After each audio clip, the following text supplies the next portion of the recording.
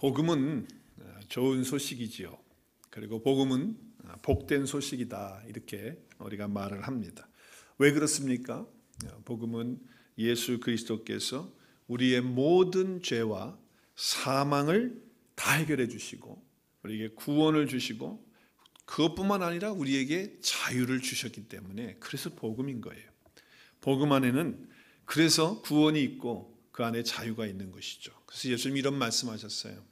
진리를 알게 되면 그 진리가 너희를 자유케 한다. 그 진리는 누구십니까? 예수 그리스도가 우리 가운데 오시면, 그리고 그분을 알게 되면 우리는 자유롭게 되는 그런 존재가 된다. 그래서 요한복음 8장 36절의 밑에 가서 결론으로 예수님이 이렇게 말씀하세요.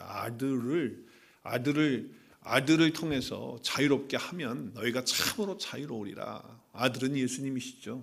예수님께서 우리를 자유롭게 하면 참 자유로운 그런 삶을 살게 된다라고 하는 것입니다. 예수님께서 공생애를 시작하시면서 첫 번째로 하나님의 말씀을 선포하셨어요. 회당에서 주의 말씀을 전하실 때 이사야서의 말씀 61장의 말씀을 가지고 선포하셨죠. 그때 보면 주님의 결론은 그거였어요. 내가 너희들에게 은혜의 해가 임하는, 은혜의 해라고 하는 것은 희년이에요. 희년은 기쁨의 해인데, 그 기쁨의 해는 50년에 안식년이 7번 해서 그 다음 해가 되면 이제 희년인데 50년째 되는 해인데, 그때는 다 풀어주는 겁니다. 모든 종도 풀어주고 얽매였던 거 다 풀어주는 거예요. 값을 대고 다 값없이 풀어주는 것이 바로 그 희년인데, 그 은혜의 해를 얘기하셨어요. 그래서 주님께서 오셔서 포로된 자에게 자유를, 눈먼 자에게 다시 보게 함을, 그리고 눌린 자에게 자유롭게 함을 주시는 것이 뭐라고요? 주의 은혜의 해를 전파하는 거예요. 그래서 주님은 이 땅에 오셔서 구원을 말씀하시고, 그리고 죄와 사망의 모든 권세를 이기셔서 우리에게 그 은혜의 해, 자유를 주시기 위해서 이 땅에서 주의 사역을 이루시기 시작하셨다고 하는 것이죠. 그래서 우리가 누구든지 예수 그리스도를 믿고 영접해서 그분과 하나 되어지는, 연합되어지는 삶을 살면 죄의 가책에서 벗어나게 되고 죄의 정죄에서 우리가 나오게 되고, 그리고 더 나아가서는 그 죄의 심판의 형벌에서부터 우리는 자유로운 존재가 됩니다. 할렐루야. 이게 복음인 거예요.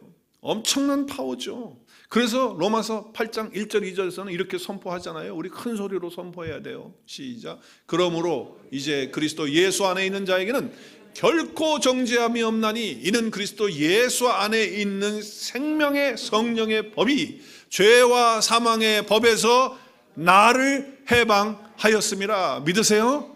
네, 우리를 완전하게 해방하신 거예요. 예수 그리스도를 통해서, 그 복음을 통해서 우리를 싸매고 있는 그 굴레에서부터 우리가 벗어나게 되고 참 자유를 느끼게 되는 거예요. 그래서 그 모든 두려움과, 그리고 또 우리를 묶고 있는 모든 것에서부터, 또 우리를 유혹하고 있는 어떤 것에서부터 우리는 다 승리하며 살도록 하고, 특별히 율법의 어떤 요구에는 뭡니까? 요구는 심판이거든요. 우리가 죄인이라고 정죄받고 심판받는 것이 율법의 요구인데, 거기에서 자유롭게 되어지는 놀라운 역사가 일어나는 거예요. 그래서 그리스도인이 되면 그 자유함 속에서 구원의 기쁨을 누리면서, 그러면서 뭐예요?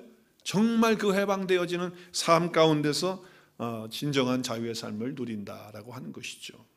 오늘 말씀은요, 우리가 시편 126편 읽었잖아요. 이 말씀은 포로에서부터 자유함을 얻게 되어지는 그 은혜와 감사에 대한 표현을 하고 있는 말씀이에요. 여러분이 본문 읽으시면서 그런 것을 느끼셨나요? 바벨론에 이제 포로 되었다가 하나님의 말씀대로 70년이 다 차면 다시 돌아오게 된다고 그랬어요. 그래서 그 돌아오는 기쁨의 그 감격의 시예요. 오늘 1절부터 3절까지 보세요.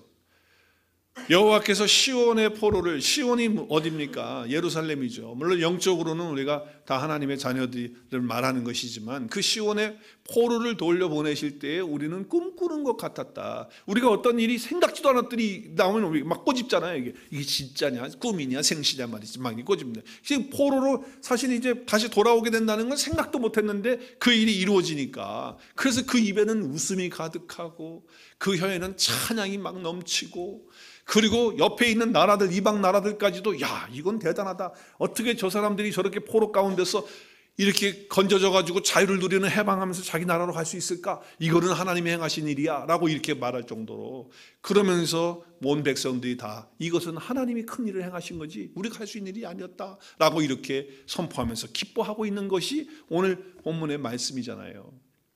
그래서 포로되어져 있는 이런 삶 속에서 자유를 누리는 건데, 이것은 육신적으로만 이야기하는 게 아니잖아요. 구약의 이 모든 말씀들은 그림자예요. 실체이신 복음이신 예수님을 통해서 우리에게 참 자유와 구원을 주시는 그 메시지를 이미 시편에서 다 하고 있는 거예요. 그래서 우리는 죄와 사망에 포로되어져 있던 그 삶에서 이제는 돌아와서, 하나님께로 돌아와서 참 자유와 기쁨을 누려서 우리 입에는 웃음이 가득 차고, 그리고 우리의 입술에 찬양이 넘치는 그런 삶으로 또 하나님이 행하셨다라고 하는 그런 일들을 통해서 선포하는 그런 삶을 말하는 거잖아요. 그렇기 때문에 그냥 바벨론에 포로되었다가 그냥 나온 그걸로만 끝나면 이거는 이스라엘의 역사이지 하나님의 말씀이 될 수가 없어요. 하나님의 말씀이 될 수 있는 것은 영적으로 우리가 정말 포로되었던 그런 묶여있던 모든 것에서부터, 죄와 사망으로부터, 또 우리를 묶고 있는 불행과 저주와 이 모든 것에서부터 예수 그리스도의 세속을 통해서 그 묶여있는 모든 것들을 풀어주시고 자유를 주신 거예요. 육체의 욕망마저도, 욕심마저도, 두려움마저도, 죄책감마저도 그 안에서 우리가 다 이제는 그리스도 예수 안에서 해방이 되고 자유를 누리고 하늘의 기쁨을 우리 가운데 부어주셔서 기쁘게 살아가는 은혜와 축복을 저와 여러분이 예수님 때문에 갖게 된 거라는 거죠. 엄청난 축복인 거예요. 그래서 우리는 죄인에서 의인된 거 아닙니까? 그래서 우리는 불행에서 행복이 된 거 아니에요? 사망에서 생명으로 옮겨진 거 맞죠? 저주에서 축복으로 바꿔진 것이 그리스도 예수 때문에 이렇게 된 거예요. 그런데 지금 바벨론의 포로의 이 사건을 통해서 예수 그리스도께서 행하신 일들을 미리 보여주면서 우리에게 말씀해 주시는 것이 오늘 본문의 말씀이다라고 하는 것이죠. 그런데 여기서 끝나는 게 아니라 오늘 4절에 보니까 메마른 곳에도 단비를 내리는 것처럼 내려서 그 메마른 땅에 시내가 흐르게 할 것이라고 하는 그 약속을 하고 계세요. 오늘 4절 말씀에 보면 여호와여 우리의 포로를 남방 시내들 같이 돌려보내 주소라고 이렇게 기도하고 있어요. 자, 오늘 여기 4절에 보면 남방이라는 데가 어디예요? 네게브라고 영어의 NIV에는 이렇게 되어져 있어요. 그럼 이 네게브가 어디냐? 그러니까 지금 포로로 있는데 그 포로로 된 것이 남방 시내들이 다시 메말랐던 그 시내들이 물이 흘러서 다시 흐르는 것처럼 우리를 그렇게 해달라고 하는 그런 기도의 내용인데, 자, 그러면 여기가 어디냐? 지도를 좀 보시면, 제가 이렇게 해야 온라인 보시는 분들이 다 볼 수 있다고 그러더라고요. 이렇게 해야지. 근데 꺼져버리는데. 자, 여기 갈릴리 북쪽이죠. 예수님 나사렛 여기서 자라셨죠.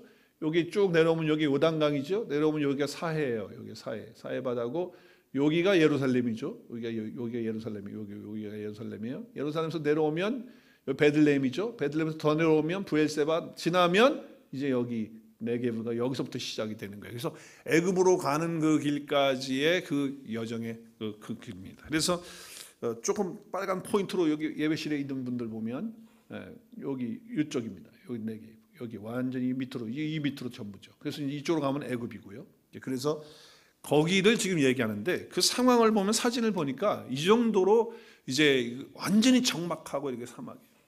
이런 사막 가운데 물을 흐르게 해서 회복하게 하는 것처럼 우리를 그렇게 거기서 돌아오도록 그렇게 해달라고 하는 거죠. 근데 이 네게브라고 하는 이 단어의 뜻을 보면은, 여기 지금 세번역 성경을 보면 네겝의 시내들이 물을 번역을 잘했어요. 다시 물이 흐르듯이 포로로 잡혀간 자들을 그렇게 돌려 보내달라고. 그러면서 니은이라고 그랬죠. 니은이 뭐예요? 네겝 시내는 늘 말라 있다. 거기다 설명을, 니은을 달아가지고 보충을 했어요. 이 세번역 성경에서. 근데 이 네겝을 찾아보니까 그 뜻이 남방이라 남쪽이라는 뜻도 있지만 메마르다는 뜻이 있어요. 메마르다. 그러니까 남쪽으로 내려가면 그것이 메마른 곳이 되니까 사람들이 이름을 네게부다 이렇게 만들어놨는데, 그것이 메마르다라고 하는 뜻이에요. 그렇기 때문에 건기에는 뭐 완전히 그냥 말라가지고 있는 거고요. 그리고 이제 뭐예요? 이제 우기철이 되면, 그러면 이제 비가 좀 오게 되면 이제 수로처럼 이렇게 시내처럼 흐르게 되는 거예요. 그래서 이렇게 지금 되어지는 이런 상황이거든요.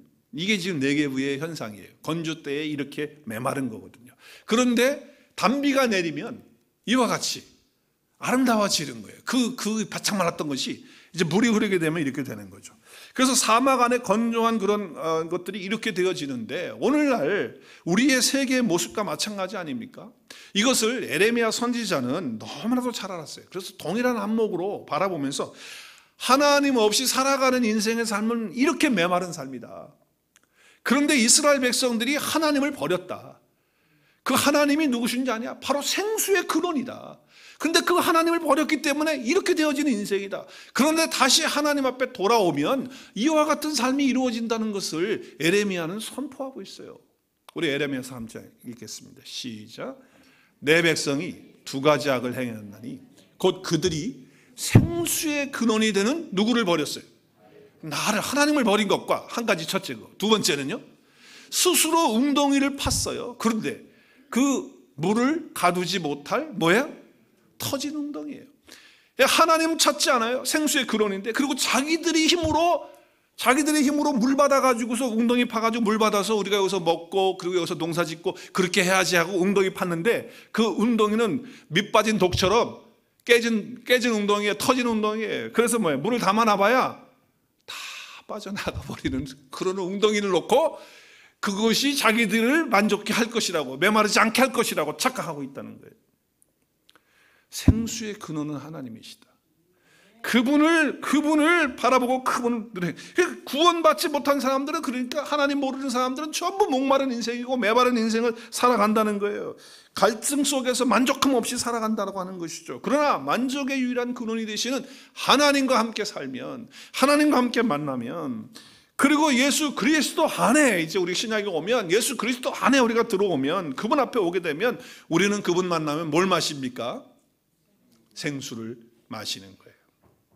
어마어마한 축복이죠. 그래서 그걸 마시면 우리는 더 이상 메마르지 않아요. 드라이 크릭 같은 그런 인생이 아니에요. 이제 우리는 만족한 삶을 사는 거죠. 그래서 사마리아의 수가성 여인이 물 길러 왔다가 예수님하고 대화하는데, 예수님이 그런 얘기 하잖아요. 네가 하나님의 선물, 구원이죠, 선물과 또 내게 물 좀 달라고 하는 내가 누군지 네가 알았더라면, 지금 그렇더라면 네가 이렇게 우물러서 이러지 않을 거야.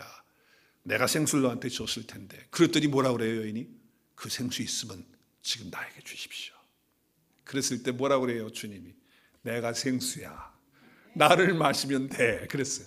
그래서 그 가운데 뭐야? 정말 예수님을 생수로 마시는 그 순간 이 사람은 완전히 물동이 필요 없어. 이제 물동이 필요 없어.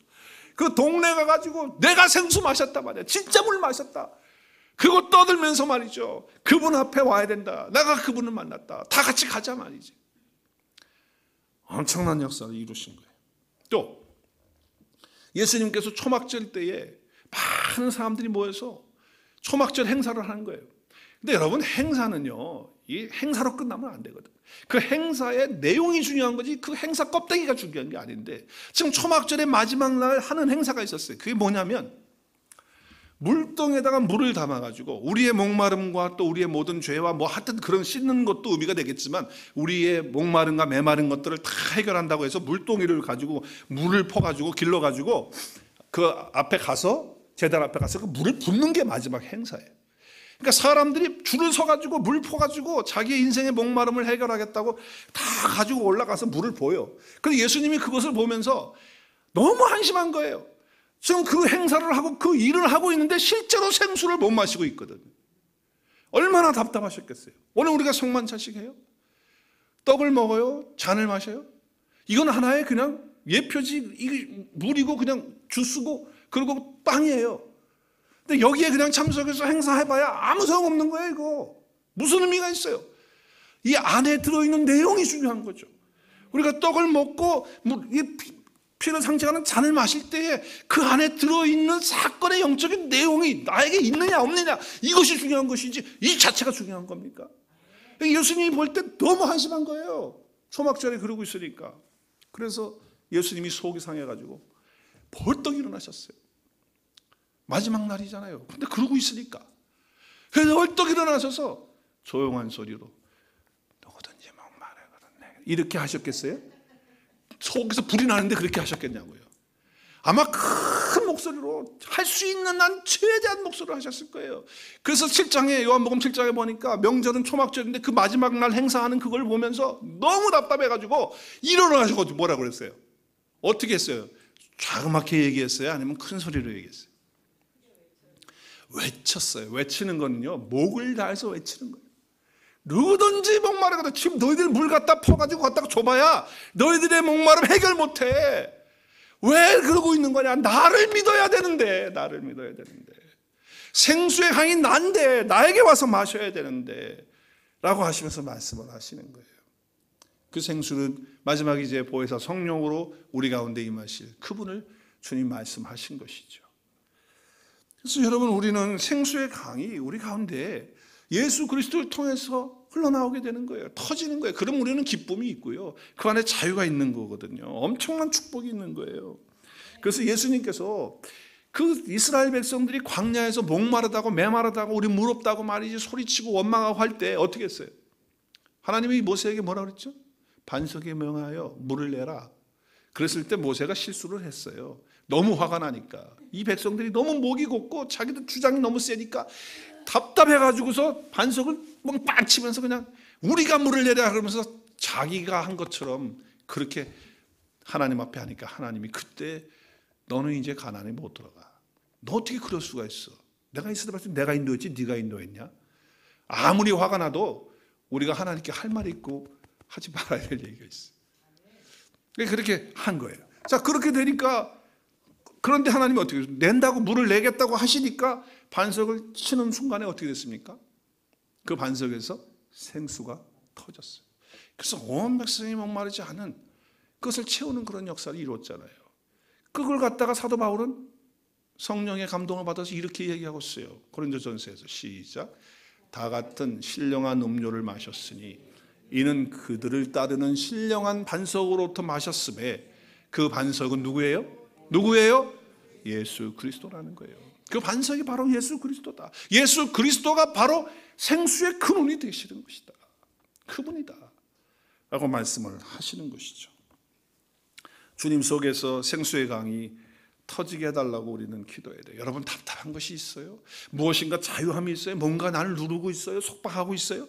그럴 때마다 우리는 우리 속에서 반석이신 생수의 강이신 그분이 내 안에 계시는데, 주님 정말 내 안에도 이 반석이 터져서, 이 생수가 터져서 내 안에서 나와서 이 모든 것들을 다 덮고도 남고 또 인생의 목마름이나 내 메마름이 없도록 하나님 이 시간 역사해 주시고 인도해 주옵소서. 이렇게 갈망하며 주님 앞에 기도할 때 생수의 강이 터지는 순간 저와 여러분의 삶 속에 진정한 평화와 기쁨과 자유가 있게 될 줄로 믿습니다. 그래서 사도 바울이 이렇게 고백하잖아요. 주는 영이시니 주의 영이 계신 곳에는 자유가 있다. 주님의 영이 있는 곳에는 자유함이 있다 라고 말씀을 하는 거예요. 죄와 사망에 억눌려 있었는데 자유를 누리고 나면 뭐가 없어지느냐? 목마름 없어져요. 메마름 없어져요. 생수의 강이 터져서 충만한 삶이 이루어지는 거예요. 그러면서 우리에게 나타나는 것이 열매예요. 아름다운 열매가 우리 가운데 있다라고 하는 것이죠. 그런데 오늘 결론의 말씀을 보면 4절까지 지금 이제 드라이 크릭에 대한 얘기를 하고 생수의 강이 터지는 그런 말씀을 하셨어요. 영적으로 우리가 지금 이제 신학과 연결해서 보면 그 말씀이 그렇다는 거예요. 자, 그런데 결론에 가서 오늘 5절 6절의 결론인데 이 결론의 말씀에 보면 지금까지의 얘기하고 조금 달라요. 눈물을 흘리며 씨를 뿌리는 자, 지금 말씀이 연결이 조금 안 되는 듯한, 기쁨으로 거두리로다. 울며 씨를 뿌리러 나가는 자는 반드시 기쁨으로 그 곡식단을 가지고 돌아오리라. 여러분이 읽으시면서 조금 느끼시는 분들 느끼셨을 거예요. 지금 여기에 이 말씀을 통해서 보면 기쁨으로 곡식의 단을 가져오는 것이 이게 지금 메인 중심 핵심입니까? 아니면 눈물을 흘리고 울면서 씨를 나가서 뿌리는 게 핵심입니까? 여러분의 생각에 뭐가 핵심이에요? 두 개 다? 네. 두 개 다가 되겠지만 오늘 이 5절 6절의 중심 핵심 내용은 눈물을 흘리며 씨를 뿌리는 거예요. 울며 나가서 씨를 뿌리는 거예요. 그것을 지금 얘기하고 있는 거예요. 자, 여러분이 본문을 읽으시면서, 오늘 본문을 읽으시면서 보면 1절부터 3절까지는요 과거형이에요. 과거형. 여러분 보세요. 1절부터 3절 다시 한번 좀 보시면요, 꿈꾸는 것 같았도다 그래요. 그리고 돌려보내실 때에 이미 돌려보내셨다는 거, 과거형을 쓰고 있어요. 웃으면 가득했었고 찬양이 가득 찼었도다. 다 뭐예요? 과거형으로 쓰고 있잖아요. 그리고 문나라의 사람들도 큰 일을 행하셨다라고 이렇게 고백했다. 그래도 우리도 기쁘다. 그래 다 과거형으로 썼어요. 과거형으로. 영어도 과거형이고 한국말도 과거형이고 히브리어도 과거형으로 다 기록하고 있어요. 자, 그런데 4절에 가면 여호와여 우리의 포로를 남방 시내들 같이 돌려보내소서는요 현재형이에요. 과거가 아니에요. 지금 아직 포로로 있다라고 하는 그런 의미를 지금 담고 있어요. 그러면서 우리를 다시 포로에서 다시 돌려서 우리나라로 가게 해달라고 하는 그런 얘기를 하고 있어요. 자, 그렇다고 한다면 우리는 여기서 조금 이제 헷갈리는 그런 부분이 있잖아요. 이거 지금 그러면 뭘까? 이게 지금 포로로 지금 잡혀 있는 상황에서 이렇게 얘기를 한 거야? 아닐 텐데 1절부터 3절 보니까 다 돌아온 다음에 감사해서 기뻐가지고 한 얘기 같은데, 근데 4절은 또 이게 뭐야? 그리고 또 5절은 또 이게 뭐야? 이 연결이 지금 어떻게 되느냐 말이죠. 그래서 저는 두 가지로 해석을 크게 할 수 있다고 생각을 해요. 두 가지로. 첫째는 여기 포로로 돌아온다고 할 때 이전에, 그러니까 1절부터 3절까지는 이전에 포로로 있었었는데, 그런데 뭐예요? 이제 다시 우리가 포로를 했다. 그러니까 다시 좀 돌려달라. 그러면 이전이 뭐냐? 그럼 출애굽할 때 애굽에서 노예 생활했던 거 그거가 아니겠느냐? 이제 이렇게 해석을 보는 거예요. 그래서 근데 가만히 생각해 보면요, 노예하고 포로하고는 조금 달라요. 노예는 거기서 있다가 종이 돼가지고서 산 거잖아요, 그죠? 야곱의 식구들 70명이 거기서 고센 땅에서 살다가 애굽 왕이 바뀌면서 이제 번성해지고 하면서 이제 노예 생활을 한 거고, 지금 여기에 지금 포로는 뭐예요? 이스라엘 자기 땅에 살다가 예루살렘 살다가 끌려가지고 간 거예요. 바벨론이라고 하는 나라, 다른 나라로 끌려가가지고 거기에서 이제 있었던 거거든요. 그렇다고 본다면 조금 다른 거예요. 그러다 보니까 그게 아니고 그러면 이렇게 봐야 되지 않냐? 그래서 이제 한 가지가 아니고 연결해서 본다면 뭐냐면, 포로로 끌려갔다가 돌아올 때에 세 차례에 걸쳐서 돌아와요. 그러니까 1차 귀환이 있고, 우리 TBC 공부하시는 분들 이제 하시겠지만 2차 귀환이 있고, 그리고 3차 귀환이 있어요. 그러니까 1절부터 3절까지의 그 내용은 1차나 2차에 귀환했던 사람들이 이미 돌아왔으니까 감사해가지고 막 이렇게 하는 거고, 아직까지 돌아오지 못한 사람들은 4절에 있는 그 사람들이지 아니겠느냐, 이제 이렇게 해석을 보는 거예요. 또 한 가지의 큰 해석은 이겁니다. 히브리어의 그 시적 표현이라는 걸 보면 지금 아직 일어나지 않은 일인데 일어난 것처럼 과거형을 써요. 그리고 과거, 현재, 미래를 같이 섞어서 씁니다. 그러면서 뭐냐면 지금 일어나지 않았지만 이제 앞으로 일어날 것에 대한 믿음과 확신을 가지고 미리 감사하고 미리 찬양하는 그런 글을, 그런 시를 써요. 그래서 시편에도 그런 내용이 덜어 나와요.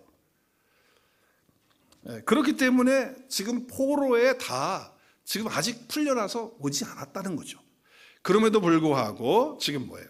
하나님께서 우리를 포로로 이제 살지 않고 다시 땅으로 돌아오게끔 하시는 이제 그런 어떤 표현으로 지금 하고 있다라고 하는 것이죠. 어떻게 됐든지 간에 이렇게 하든 이렇게 하든 저렇게 하든 간에 포로로 있는 건 마찬가지라는 거예요. 포로로 있는 거예요. 뭐 또 과거에 있었다고 하면 있었던 거니까 포로로 있었던 그런 삶이라고 치더라도, 그러니까 여러분 보면은 오늘 왜 5절과 6절을 이렇게 연결을 해 보냐면은, 지금 만약에 포로로 다 들어와서 자리를 잡고 산다고 하면 기쁨으로 곡식의 단을 거둔다고 하는 이런 표현을 안 해요. 이미 다 거뒀기 때문에. 왔잖아요. 돌아왔죠. 그리고 눈물로 씨를 뿌리고 또 울면서 나가서 씨를 뿌릴 필요가 없어요. 왜? 다 이제 왔는데 뭐. 다 고향에 돌아왔고 다 했는데. 그렇기 때문에 기본적으로 이것은 아직 돌아오지 않은 상태에서 하나님께서 행하실 일을 기대하면서 미리 내다보면서 믿음을 가지고, 그러니까 어떻게 보면 시편 126편은 믿음의 장이에요. 믿음의 장. 확신 가운데서, 그러니까 여러분 뭐 뭘 해주셨기 때문에 뭐 추수감사도 우리가 뭘 많이 해주셨으니까 그 해준 거 카운트하면서 하나하나 보면서 감사하는 것도 감사하는 거지만, 우리에게 주어지지 않았지만 우리의 모든 삶을 통해서 하나님 한 분께서 역사하시고 또 일하실 것을 기대하고 소망하면서 감사하는 것이 사실 어떻게 보면 추수감사 아니에요. 그렇죠? 우리 청교도들이 왔을 때 그와 같은 뭐 얻었기 때문에 감사한 게 아니었잖아요. 그런 의미에서 이런 비슷한 그런 말씀으로 오늘 이 말씀을 봐야 되는 거죠. 그러면 어떤 믿음이냐? 이 믿음은 뭐예요? 어떤 믿음이에요? 눈물로 씨를 뿌리는 믿음이에요. 그리고 울면서 나가서 씨를 뿌리는 거예요. 참 그 표현이 정말 찐합니다. 참 쉽지 않은데 나가서 그 씨를 뿌린다고 하는 것은. 자, 그렇다면 구체적으로 이것은 어떤 믿음, 어떤 신앙생활을 이야기하고 있느냐라고 하는 것이에요. 근데 오늘 126편에 보니까 포로 남방 네게부 그 시내들이 돌려보내는 것처럼 한다는 거예요. 지금 바짝 말라 있다는 거죠. 그래서 인생이 그런 인생인데 정말 여기에 물이 흐를 수 있는 것은 하늘에서 단비가 내리는 것 외에는 없는 거예요. 그런데 그 기대요. 가능성이 없지만 하나님을 바라보면서 하나님이 행하실 것이라고 하는 그런 소망을 보는 거죠. 상상할 수 없는 일이지만 그것을 믿음으로 보는 거예요. 그것이 오늘 이 시편 저자의 믿음의 고백이다라고 이렇게 봐야 된다는 거죠. 그렇다면 눈물로 씨를 뿌리는 그런 상황적인 또 감정적인 그런 부분에 정말 소망이 없는 건데, 그렇다고 한다면 어떤 믿음일까? 어떤 믿음일까? 눈물을 가지고 또 눈물을 흘리면서 씨를 뿌리는 자의 믿음은 어떤 모습일까? 여러분 어떤 모습이라고 생각합니까? 실제적으로 이제 우리가 삶에 구체적으로 적용을 해본다면 좀 몇 가지를 좀 생각해 봤어요. 그 첫 번째는 너무 크게 생각하지 마시고 우리 그냥 현재의 삶에서 한번 생각해 보자고. 먼저 첫 번째, 하나님이 나에게 주신 삶의 자리에서 열심히 살아가는 거예요. 하나님께서 나에게 주신 삶의 자리에서 열심히 살아가는 것이 바로 뭐예요? 눈물을 흘리면서 씨를 뿌리는 자의 삶이다. 어떻게 보면 너무 우리의 삶이요 단순합니다. 정말 단순해요. 그리고 단조로워. 자, 한번 여러분 삶을 한번 생각해 보세요. 자, 아침에 눈 떠요. 뭐 해요? 뭐 샤워하고 세수하고 밥 먹고, 아니면 밥도 안 먹지, 커피 한 잔 먹고, 그리고 출근하고 일하러 나가요. 그렇죠? 저나 여러분이나 다 비슷비슷하잖아요. 삶이 단조롭잖아. 얼마나 단조로워요. 그럼 나가서 일해요. 일하면 뭐 점심도 때면 점심 먹어요. 또 퇴근해서 와서 저녁 먹어요. 그리고 가서 시간 되면 뭐 TV 보시는 분들 보시고, 또 전화할 사람 전화하고, 그리고 시간 되면 자요. 그러다가 이제 주말 되면 또 교회 와야 되니까 교회 와요. 그럼 한번 생각해 보세요. 여러분 삶 얼마나 단조로운지. 여러분이 무슨 큰 위대한 일을 하고 합니까? 뭐 사업처 나가는 사람 직장 나가는 사람 직장 나가고, 또 뭐 집에 계시고 은퇴하시면 은퇴하시는 분대로 다 바쁘더라고. 다 나름대로 다 이렇게 하세요. 그 다 삶의 자리가 있어요. 근데 그게 꼭 다람쥐 쳇바퀴 돌듯이 그냥 도는 인생 같아가지고 어떨 때는 무슨 생각을 하냐면, 이게 무슨 인생의 의미가 있을까? 이게 뭔가? 이게 맨날 이러다가 그냥 인생 끝나나? 너무 단조로우니까 삶이 그냥 그렇게 보여질 때가 있다는 거죠. 그러나 여러분, 하나님께서 나에게 주신 삶의 자리이기 때문에 어떤 삶이라 할지라도 나에게 좀 지루할 수도 있고, 계속 반복되니까 이게 뭘까? 이거 별로 의미가 없는 것처럼 그렇게 느껴지는, 당장 보면서 또 어떨 때는 이게 정말 될까 하는 기대감도 없는 그런 상황의 삶을 산다 할지라도, 하나님께서 지금 이 자리에 나로 하여금 있게 하셨다면, 하나님이 나에게 이 자리를 지금 허락하셨다고 한다면, 그 자리에서 삶의 자리가 어떠하든지 간에 좀 보링하고 지루하고 그냥 단순하게 맨날 똑같은 거 한다 할지라도 그 자리에서 열심히 성실하게 살아가는 것, 그것 자체가 눈물을 흘리며 씨를 뿌리는 자의 모습이다. 너무 쉬운 설교를 해가지고 여기 있으라고 하니까 여기 있는 거라는 거예요. 그래서 좀 끝까지 하는 거예요. 그래서 반복적인 일을 하다 보니까, 그렇지만 하나님이 세우신 자리니까 이 자리에서 5년, 6년, 10년, 15년, 20년, 30년 그 자리에 서 있으면서 하나님이 말씀하실 때까지, 하나님 뭐라고 하실 때까지 좀 지루하고 좀 뭐 계속 반복하니까 이게 좀 그렇다 할지라도 묵묵하게 가는 거예요. 그것이 가정생활이 되었든 가정생활은 뭐 부부나 자녀나 뭐 다 하는 거잖아요. 그럼 뭐 똑같은 가정생활이 됐든 직장생활이 됐든 사업처가 됐든 또 교회생활이 됐든 아니면 나와 만나는 이웃과의 관계가 됐든 어떤 것이 되었든지 간에 당장 보면 너무 이게 단조롭고 그냥 단순하고 이게 돌아가는 개미채 저 다람채바퀴 돌지 도는 것을 한다 할지라도 그 삶의 자리에서 최선을 다하고 성실하게 열심히 살아가는 것, 그것이 바로 눈물을 흘리며 씨를 뿌리는 자의 믿음의 삶이다. 제가 여러분에게 묻겠습니다. 어떤 사람이 눈물을 흘리며 씨를 뿌리는 자의 삶이라고요? 시작.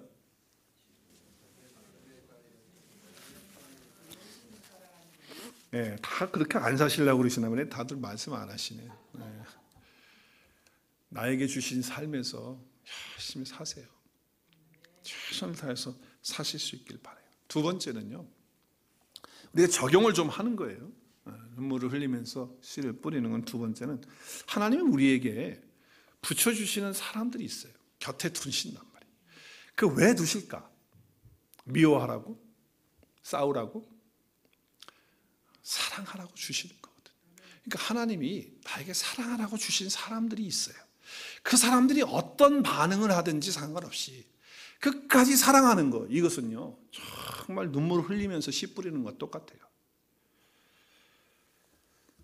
주변에 얼마나 많은 사람들이 있습니까? 먼저는 우리 가족, 부부로부터 시작해서 자녀들, 우리 형제들, 가족이 있고 또 친구들이 있고 이웃들이 있고 교회에서는 또 함께한 성도들이 있고 동역자들이 있고 그렇게 다 있단 말이에요. 그래서 하나님께서 주신 사랑하는 사람들을 끝까지 사랑하는 거, 정말 우리 가운데는 어떨 때는요 정말 실망이 될 때가 있어요. 저 사람 때문에 너무 실망이 된단 말이죠. 그래서 그 순간에 뭐예요? 내가 더 이상은 말 아니다 말이지. 그래서 그냥 이렇게 던져버리고 싶은 그런 마음이 들 때가 있잖아요. 그런다 할지라도 하나님이 주신 사람이고 사랑하라고 하는 사람이니까 끝까지 사랑하는 거. 한번 따라하겠습니다. 해도 너무하네. 그런 마음이 들 때가 있어요. 저 인간 볼 때마다 정말 해도 너무한다는 마음이 들어요. 그래도 사랑할 사람이기 때문에 뭐예요? 미움과 아픔 다 가지고도 무릅쓰고 여전히 사랑하는 자리로 나가는 것, 그것이 바로 눈물을 흘리면서 씨를 뿌리는 자의 모습이죠. 조금 길게 하니까 일부에서 못 따라 하더라고요. 그래서 짧게 하려고 그래요. 따라 하라고 그러는 거죠. 따라 하는 거. 자, 사람은 원래부터 믿을 대상이 아니고 사랑할 대상일 뿐입니다. 우리는 하나님만큼 사람 믿다가 큰일 나요. 그래서 우리 옛날 말에 그런 얘기 있어요. 믿는 도끼에 성경 구절 아닌데 잘 외우셔요.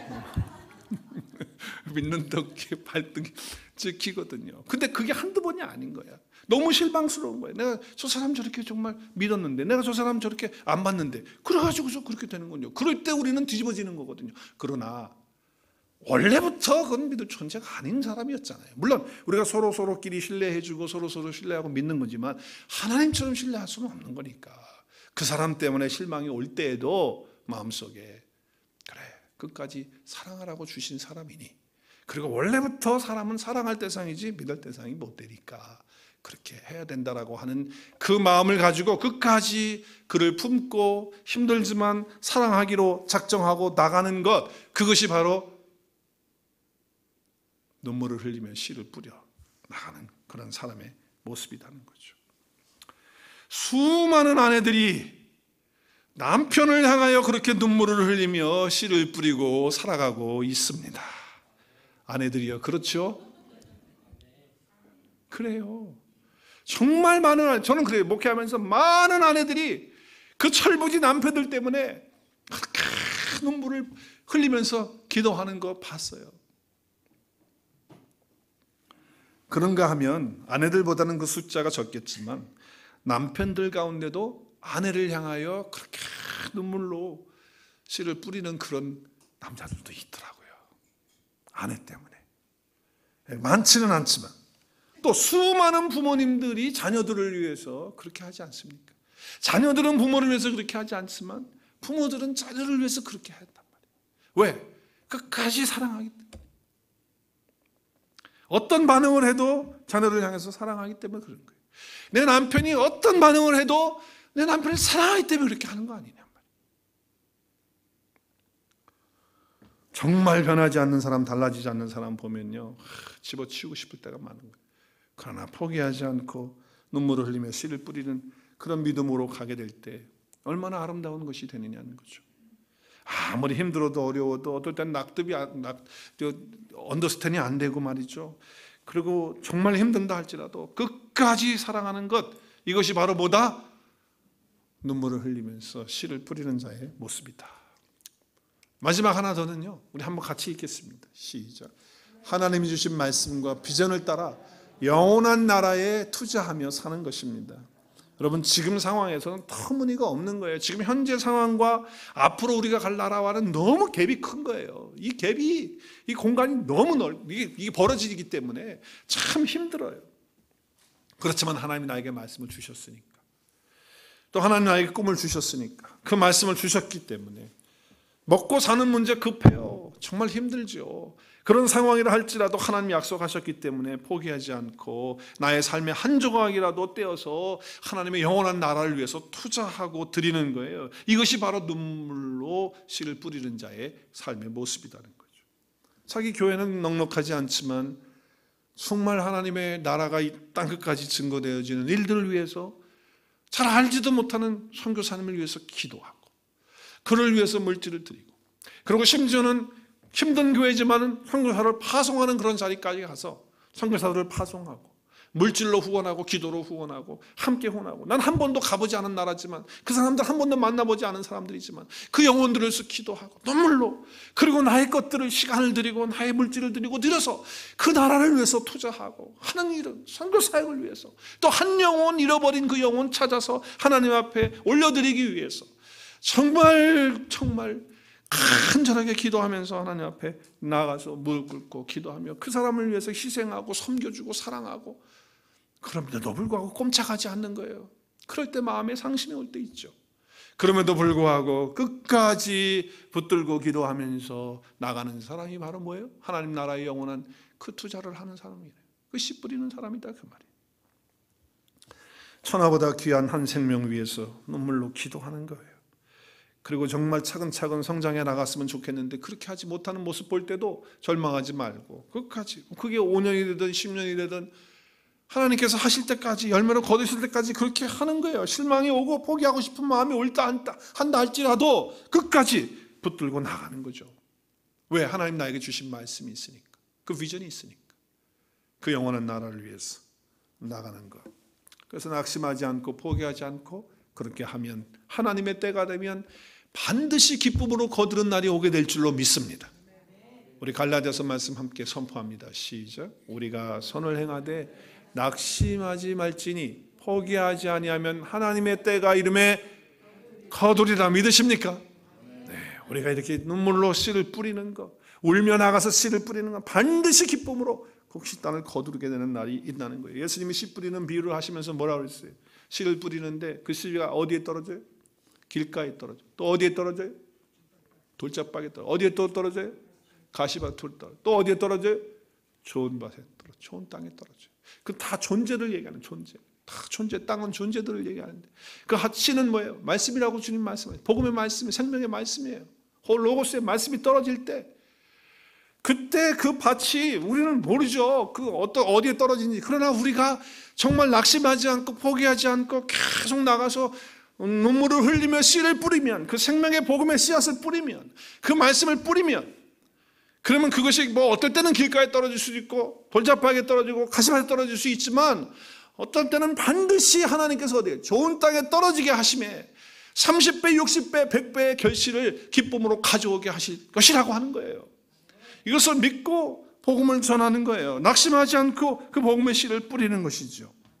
여러분의 삶이 어떠하든지 간에 오늘 구체적으로 여러분의 삶 속에 눈물로 계속 씨를 뿌려야 되는 곳들에 대해서 구체적으로 제가 조목조목 말씀드렸어요. 그리고 정말 우리가 중요한 것은 이제 생명의 말씀, 복음의 말씀을 뿌리는 그 일을 위해서 울면서 나가서 씨를 뿌리고요, 또 눈물 가운데 씨 뿌리는 그런 사람이 되어서 반드시 하나님의 때에 기쁨으로 단을 거두게 되는 저와 여러분의 삶이 되어질 수 있기를 주의 이름으로 축복합니다. 우리 함께 기도하는 시간 갖겠습니다.